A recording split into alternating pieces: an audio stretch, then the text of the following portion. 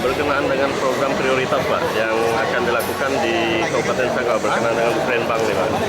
Kita ada 3 ya kan. Yang pertama infrastruktur, sumber daya manusia dengan ekonomi. Nah tentu di infrastruktur ini ada prioritas yang mengutamakan jalan-jalan yang tadi seperti sudah disampaikan yang berkaitan dengan infrastruktur jalan dan jembatan. Kemudian perumahan, kemudian juga kita bicara soal sanitasi, irigasi, terus itu. Nah, sementara kalau kita bicara juga pariwisata ya, untuk menunjang pariwisata.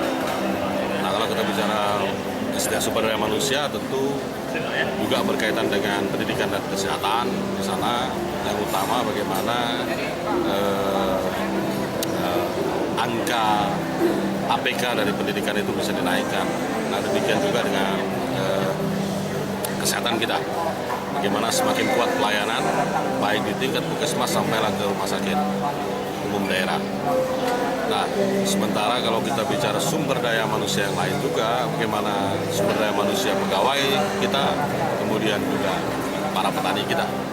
Nah, makanya penyuluhan, diklat itu akan terus ditingkatkan melalui APBD kita. Kemudian kita juga bicara ekonomi, nah bagaimana industri, kemudian juga bagaimana dorongan kita terhadap ekonomi kerakyatan sebagai satu penguatan daripada basic daripada pembangunan kita ekonomi, nah, termasuk di dalamnya pertanian dengan perkebunan rakyat kita. Nah tentu kita mendorong ini usaha-usaha terutama ketahanan pangan dan kita akan menjadi satu gerakan yang kita sebut gerakan PHYO ya, pangan berhasil SOK. Nah ini kan kita dorong terus di 2016. Dan yang menjadi prioritas juga ke depan yang berkaitan dengan pemberdayaan ekonomi ini bagaimana pertumbuhan pasar-pasar desa, pasar-pasar kecamatan ya, sehingga mendorong daya beli masyarakat juga semakin baik. Karena sebenarnya masyarakat kita ini daya belinya sudah lumayan, tapi mereka akses pasarnya yang cukup jauh, ditambah akses infrastruktur ya. Nah tentu tidak ada kemampuan juga kalau itu semua dikelola oleh APBD, karena direncanakan dengan kemampuan daerah kita, pendapatan kita hanya 1,2 mungkin triliun, kemudian belanja kita sudah pasti menembus 1,4 ke depan triliun.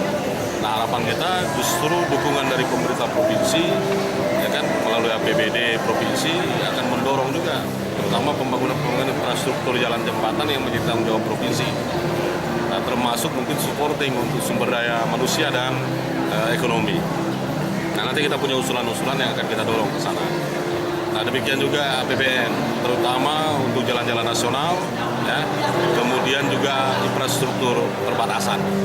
Nah, yang memang sudah menjadi komitmen Bapak Presiden, ya, ini akan kita support, ya, kita akan dorong dengan pemikiran-pemikiran dari kabupaten yang akan kita usulkan. Saya kira itu.